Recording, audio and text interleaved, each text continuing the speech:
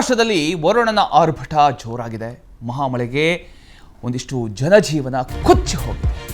ಪಶ್ಚಿಮ ಘಟ್ಟದಲ್ಲಿ ಕುಂಭದ್ರೋಣ ಮಳೆಯಾಗಿರತಕ್ಕಂಥದ್ದು. ಈ ರಣರಣ ವರುಣನ ಆರ್ಭಟಕ್ಕೆ ಜನಜೀವನ ಅಸ್ತವ್ಯಸ್ತಗೊಂಡಿದೆ. ಪಶ್ಚಿಮ ಘಟ್ಟದಲ್ಲಿ ಕುಂಭದ್ರೋಣ ಮಳೆಯಾಗಿದೆ. ಮಹಾರಾಷ್ಟ್ರದ ಡ್ಯಾಂಗಳಿಂದ ನೀರು ರಿಲೀಸ್ ಆಗಿರತಕ್ಕಂಥದ್ದು. ಈ ಒಂದು ವಿಚಾರಕ್ಕೆ ಕೊಯ್ನಾ ಅಣೆಕಟ್ಟಿಂದ ನೀರು ಬಿಡುಗಡೆಯಾಗಿದೆ. ಆಲಮಟ್ಟಿಗೆ ಹರಿದು ಬರ್ತಾ ಇದೆ ಮಹಾರಾಷ್ಟ್ರದ ನೀರು. ಕೃಷ್ಣಾ ಭೀಮಾ ಜಲಾನಯನ ಪ್ರದೇಶದಲ್ಲಿ ಪ್ರವಾಹ ಉಂಟಾಗಿದೆ. ಸೇತುವೆ ಮುಳುಗಡೆ ಆಗಿದೆ. ರಸ್ತೆಗಳು ಕೊಚ್ಚಿ ಹೋಗಿದ್ದಾವೆ. ಒಟ್ಟಿನಲ್ಲಿ ಜನಜೀವನ ಅಸ್ತವ್ಯಸ್ತಗೊಂಡಿದೆ ಮಹಾರಾಷ್ಟ್ರದಲ್ಲಿ. ಒಂದ್ ಕಡೆ ನೀವು ದೃಶ್ಯದಲ್ಲಿ ಗಮನಿಸ್ತಾ ಇದ್ದೀರಿ, ಕಂಪ್ಲೀಟ್ ಸಿಲಿಂಡರ್ಗಳು ಕೊಚ್ಚಿ ಹೋಗ್ತಾ ಇದ್ದಾವೆ.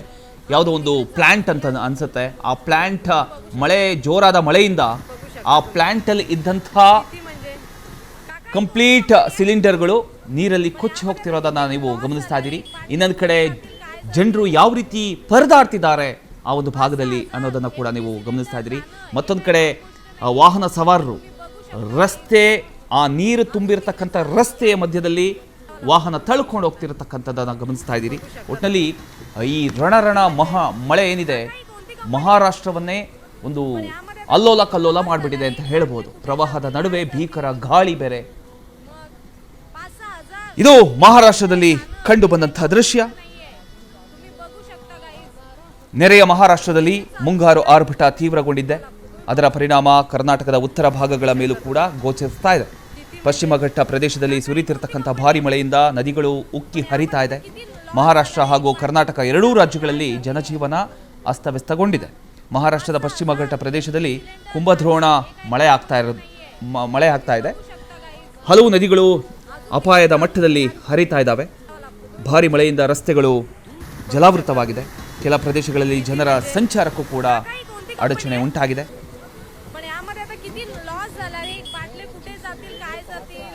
ಮಳೆಯ ಪ್ರಮಾಣ ಹೆಚ್ಚಾದ ಹಿನ್ನೆಲೆಯಲ್ಲಿ ಕೊಯ್ನಾ ಸೇರಿದಂತೆ ಮಹಾರಾಷ್ಟ್ರದ ಪ್ರಮುಖ ಅಣೆಕಟ್ಟುಗಳಿಂದ ನೀರು ಬಿಡುಗಡೆ ಮಾಡಲಾಗ್ತಾ ಇದೆ. ಇದರ ಪರಿಣಾಮವಾಗಿ ಆಲಮಟ್ಟಿ ಜಲಾಶಯಕ್ಕೆ ಒಳಹರಿವು ಹೆಚ್ಚಾಗುವ ಸಾಧ್ಯತೆ ಇದ್ದು ಕೃಷ್ಣಾ ಹಾಗೂ ಭೀಮಾ ನದಿ ಜಲಾನಯನ ಪ್ರದೇಶದಲ್ಲಿ ಪ್ರವಾಹ ಪರಿಸ್ಥಿತಿ ನಿರ್ಮಾಣ ಆಗಿದೆ.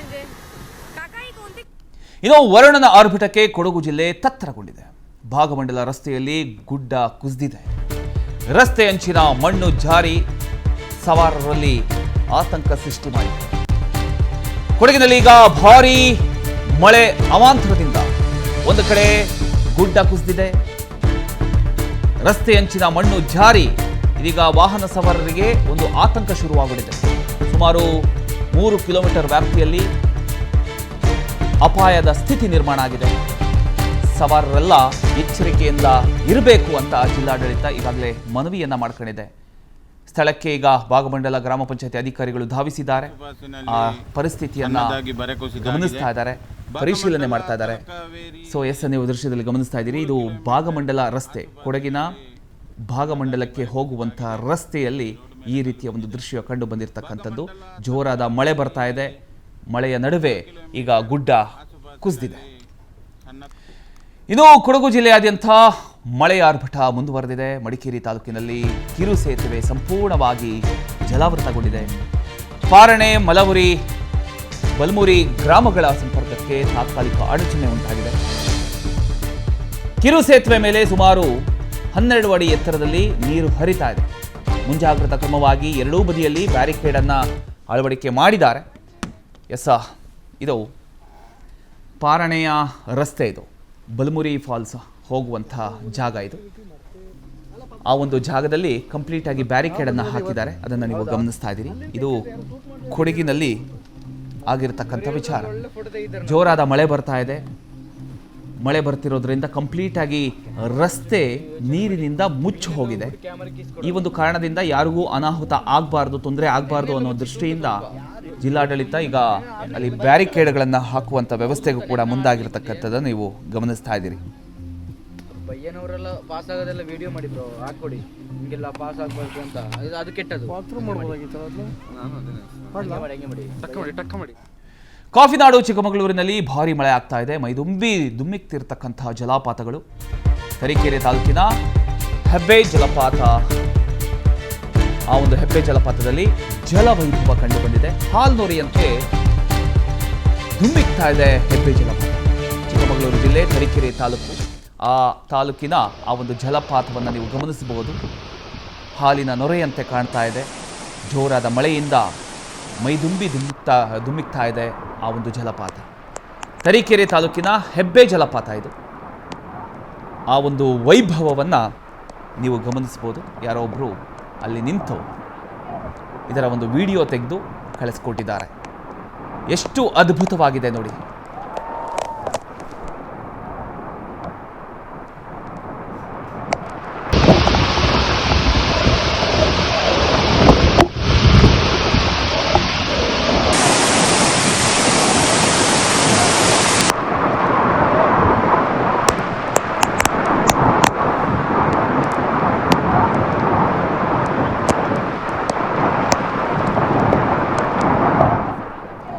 ಹೆಬ್ಬೆ ಜಲಪಾತದ ಒಂದು ದೃಶ್ಯವನ್ನು ನೀವು ಗಮನಿಸ್ತಾ ಇದ್ದೀರಿ. ಇದು ಚಿಕ್ಕಮಗಳೂರು ಜಿಲ್ಲೆ ತರೀಕೆರೆ ತಾಲೂಕಿನ ಒಂದು ಅದ್ಭುತವಾದ ಜಲಪಾತ.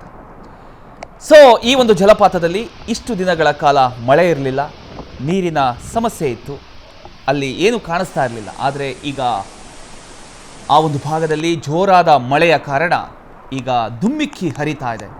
ಅದನ್ನು ನೀವು ಗಮನಿಸ್ಬೋದು.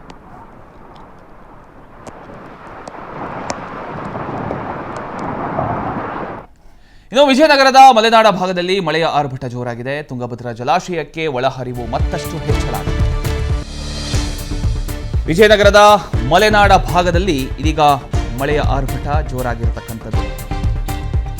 ತುಂಗಭದ್ರಾ ಜಲಾಶಯಕ್ಕೆ ಒಳಹರಿವು ಈ ಒಂದು ವಿಚಾರಕ್ಕೆ ಮತ್ತಷ್ಟು ಹೆಚ್ಚಳಗೊಂಡಿದೆ. ಜಲಾಶಯದ ಇಂದಿನ ನೀರಿನ ಮಟ್ಟ 1592.95 ಅಡಿಗೆ ಏರಿಕೆ ಕಂಡಿದೆ. ಟಿಬಿ ಡ್ಯಾಮ್ ಒಳಹರಿವು ಹೆಚ್ಚಳಾಗಿದೆ. ಜಲಾಶಯಕ್ಕೆ ಒಳಹರಿವು ಹೆಚ್ಚಳಾಗಿರತಕ್ಕಂಥದ್ದು. ಡ್ಯಾಮ್ನ ಇಂದಿನ ನೀರಿನ ಮಟ್ಟ 1592.95 ಅಡಿಗೆ ಏರಿಕೆ ಕಂಡಿದೆ.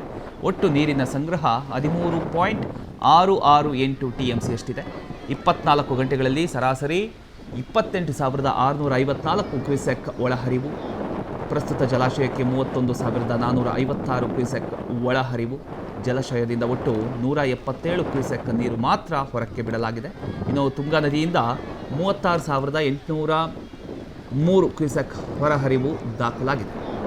ಇನ್ನು ತುಂಗಭದ್ರಾ ಆಡಳಿತ ಮಂಡಳಿಯಿಂದ ಈ ಒಂದು ಮಾಹಿತಿ ನಮಗೆ ಲಭ್ಯ ಆಗಿದೆ. ಸೊ ಅದರ ಒಂದು ದೃಶ್ಯವನ್ನು ನೀವು ಗಮನಿಸ್ತಾ ಇದ್ದೀರಿ. ಮಳೆಯ ಆರ್ಭಟ ಎಲ್ಲ ಕಡೆ ಜೋರಾಗಿ ಕಂಡು ಬರ್ತಾ ಇದೆ. ವಿಜಯನಗರದ ಮಲೆನಾಡ ಭಾಗದಲ್ಲಿ ಈಗ ಮಳೆಯ ಆರ್ಭಟ ಹೆಚ್ಚಾಗಿರೋದ್ರಿಂದ ನೀರಿನ ಪ್ರಮಾಣ ಕೂಡ ಹೆಚ್ಚಾಗಿದೆ. ಡ್ಯಾಮ್ನ ಇಂದಿನ ನೀರಿನ ಮಟ್ಟ 1592.95 ಅಡಿಗೆ ಏರಿಕೆ ಕಂಡಿದೆ. ಅದರ ಒಂದು ದೃಶ್ಯವನ್ನು ನೀವು ಗಮನಿಸ್ತಾ ಇದ್ದೀರಿ.